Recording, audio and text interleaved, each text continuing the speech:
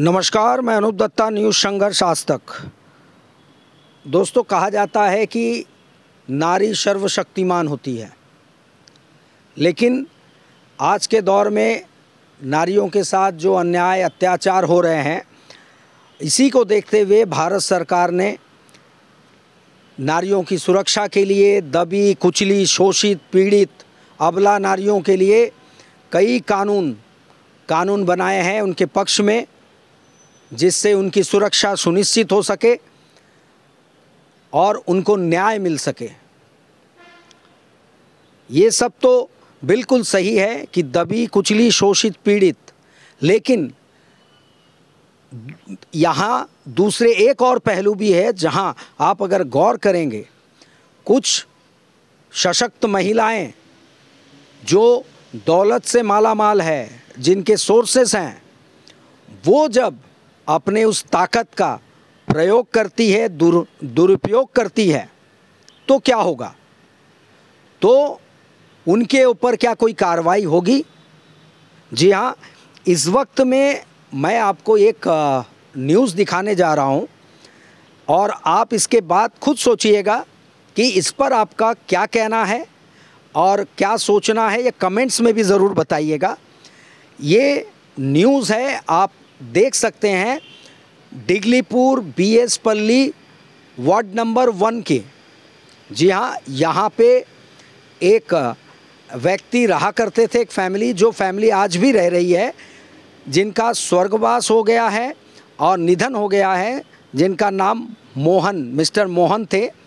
और आज उनकी धर्मपत्नी वहाँ पे, उनकी वो ज़मीन है, जो ज़मीन कहा जा रहा है कि 8100 स्क्वायर मीटर जो पट्टे के लीगली जो उनके फेवर में है, उनके लिए वो फेंसिंग करवा रही हैं।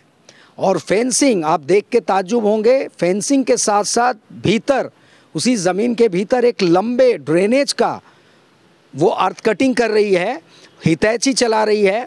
और हितैची चला रही है, लेकिन इतने लंबे ड्रेनेज का परमिशन उनके पास है अथवा नहीं, इसका जिक्र या खुलासा वो नहीं कर रहे हैं और ना ही किसी को इसका जवाब मिल रहा है। हमारे रिपोर्टर ने भी कोशिश की, उनको भी नहीं मिला। हमारे रिपोर्टर मधुसूदन रॉय ने, और ये वीडियो उन्होंने बनाई, जिसमें साफ तौर पे दिख रहा है कि उनके क्षेत्र से बढ़कर के फेंसिंग जो हैं वो बिल्कुल उसके सटीक, उसके ठीक पास से बाईपास रोड जो है वो गुजर रहा है। बाईपास रोड के बिल्कुल बाजू तक उन्होंने फेंसिंग कर दी और कब्जा लिया। क्या डिमार्केशन में वो बाईपास रोड, उसका हिस्सा भी, वो रेवेन्यू लैंड जो रोड का छोड़ा जाता है, क्या वो भी उनके ज़मीन के हिस्से में है? आरआई पटवारी सर्वेयर, वो तमाम लोग भी वहाँ पहुँचे। जब हमारे रिपोर्टर वहाँ पहुँचे थे, उन्होंने डिमार्केशन की, और डिमार्केशन किस तरीके से की गई इसका पता नहीं है। लेकिन कहीं ना कहीं आप भी गौर से इन तस्वीरों को देखिए, इस वीडियो को देखिए, आपको नज़र आएगा कि किस तरीके से पूरे के पूरे बाईपास रोड के बिल्कुल समीप तक पे इन्होंने फेंसिंग खड़ी कर दी है और हितैची चलाकर इतने लंबे ड्रेनेज का निर्माण कर रही है। क्या इनके लिए कहा जा रहा है, ये महिला जो मोहन जी की धर्मपत्नी है, ये करवा रही हैं, तो इस महिला को आप क्या कहेंगे? क्या इसकी जांच नहीं करवानी चाहिए? क्या वहाँ डिमार्केशन सही तरीके से हुआ है? और डिमार्केशन अगर हुआ है तो सर्वेयर ये जवाब दे, पटवारी ये जवाब दे कि बाईपास रोड तक में कब्ज़ा या फेंसिंग करना क्या कानूनी है? इतने लंबे ड्रेनेज का उन्होंने परमिशन ले रखा है? कहा जा रहा है कोई परमिशन के बगैर ये ड्रेनेज तैयार किया जा रहा है, हितैची चलाया जा रहा था उसमें, और ये फेंसिंग तैयार किया जा रहा था।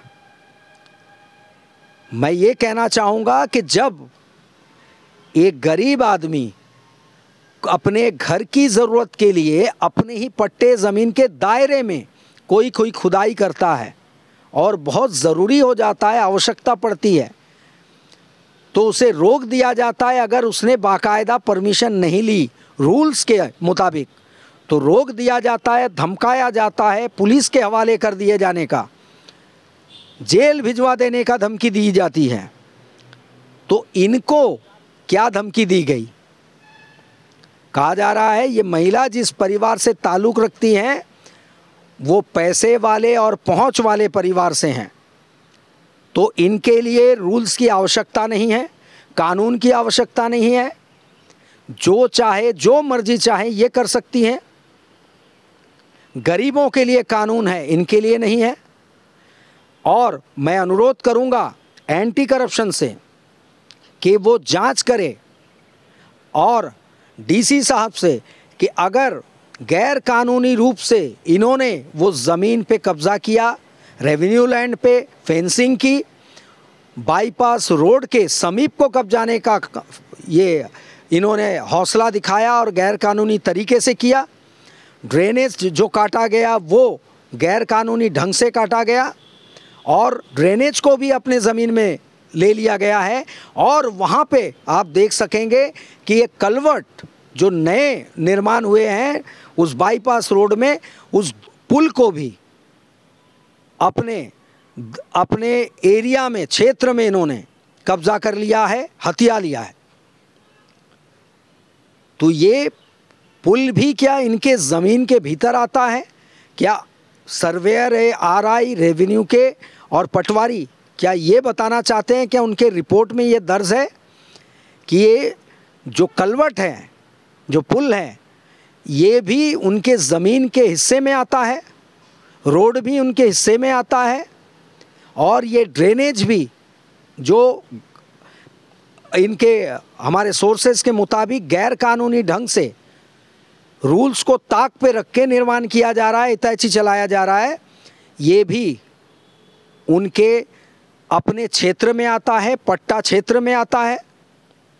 अन्यथा इन पे कार्रवाई की जाए, साथ ही साथ रेवेन्यू के जो अधिकारी हैं, आरआई, सर्वेयर, पटवारी, इनको इसके एवज में क्या गिफ्ट मिले हैं, कितने धनराशि का उपहार इनको मिले हैं, इनकी भी जांच की जाए। इन लोगों का चलन बन गया है कि इंटर आइलैंड में ट्रांसफ़र हो जाएं तो इनकी बाँछें खिल जाती हैं। लोग गांव के हैं, गांव के रहने वाले इतने कानून नहीं जानते हैं, रूल्स नहीं जानते हैं। बड़े लोगों से साठगांठ करो, पैसे वालों से साठगांठ करो, अधिकारियों का यही काम रह गया है रेवेन्यू का। और धड़ल्ले से ज़मीन एनक्रोचमेंट कराओ, रेवेन्यू लैंड पे कब्ज़ा करवाओ, और गरीब है जो पैसे नहीं दे पाएंगे, जो गिफ्ट नहीं दे पाएंगे, उनको कानून सिखाओ, उनको रूल बताओ कि ये रूल है, इसके अनुसार आप ये कार्रवाई नहीं कर सकते, आपको भीतर कर दिया जाएगा, कानूनी कार्रवाई की जाएगी। और इनको सलामी ठोकते हैं, अंडर बेंच सेटलमेंट होता है, टेबल के भीतर अंडर सेटलमेंट हो जाता है। इसके बाद में ना अधिकारियों की कलम चलती है, ना आंखें कुछ देखती हैं, ना मुंह कुछ बोलता है, ना कान कुछ सुनता है इनके अगेंस्ट में, इन पैसे वालों के अगेंस्ट में। यही कार्रवाई कहा जा रहा है सोर्सेस के मुताबिक दिगलीपुर क्षेत्र में धड़ल्ले से चल रहा है। और कहा जाता है, और ये सभी जानते हैं, हमारी जनता भी जानती है, श्रोता भी जानती है, कि सबसे करप्ट अगर कोई डिपार्टमेंट है तो ये रेवेन्यू डिपार्टमेंट है। कुछ लोग अधिकारी जो अच्छे होते हैं उनके तुरंत तबादले हो जाते हैं, वो कुछ अच्छा करने की सोचते हैं तो उनको ये सिंडिकेट, जो ये चोरों की मंडली होती है, ये इनको वहाँ पे टिकने नहीं देते हैं। बड़े अधिकारियों को ये नापसंद होते हैं क्योंकि वो कलेक्शन नहीं दे पाते हैं, वो बैंक बैलेंस का आंकड़ा ये बढ़ा नहीं पाते हैं। ये जो साफ सुथरे अधिकारी होते हैं, जो ईमानदार अधिकारी होते हैं, तो इनको वहाँ पे ज़्यादा दिनों तक रखा नहीं जाता। रखा उनको जाता है 3 साल, 4 साल, 5 साल, 10 साल। जो कलेक्शन अच्छा कर पाते हैं, जो इस तरह के भ्रष्ट कार्रवाई में लिप्त हो पाते हैं, जो सिंडिकेट में अपने आप को ढाल लेते हैं, उनको रखा जाता है। ये कहीं ना कहीं ये वीडियो, ये नज़ारा हमें शर्मसार करती है। और इसके बाद करप्शन की तादाद बढ़ती जाएगी और भ्रष्टाचारी बढ़ते जाएंगे और हम इसको सिंगापुर और मॉरिशस बनाते जाएंगे। ये है हमारा विज़न, ये है बड़े उच्च अधिकारियों का विज़न। ये ज़रा बताएं, अगर सिंगापुर गए हैं, उनके बारे में जानकारी ली है, क्या सिंगापुर में ऐसी चीज़ें होती है? भ्रष्टाचार सिंगापुर में है क्या? भ्रष्टाचारी ड्रग्स पेडलर सिंगापुर में रह सकते हैं? तो ये आप कौन सा रोल मॉडल सिंगापुर का बनाने जा रहे हैं? मेरा एक बार फिर अनुरोध रहेगा तमाम अंडमान निकोबार निवासियों के, द्वीप समूह के निवासियों की ओर से और हमारे न्यूज़ चैनल संघर्ष आज तक की ओर से कि इस पे तुरंत कार्रवाई की जाए, इसकी जांच की जाए कि उक्त महिला जिनके पति के नाम से ये ज़मीन था या अब किसके नाम से हैं, इसकी जांच हो और किस तरीके से इतने बड़े ड्रेनेज का निर्माण किया गया और बाईपास रोड के साइड को कब्जाया गया, क्या उसके क्षेत्रफल में आते हैं, उनके पट्टे ज़मीन में आते हैं? क्या पट्टा में ये दर्शाया गया है कि बाईपास रोड का क्षेत्र भी उनका है, ये ड्रेनेज भी उनके क्षेत्र में आता है 8100 स्क्वायर मीटर में?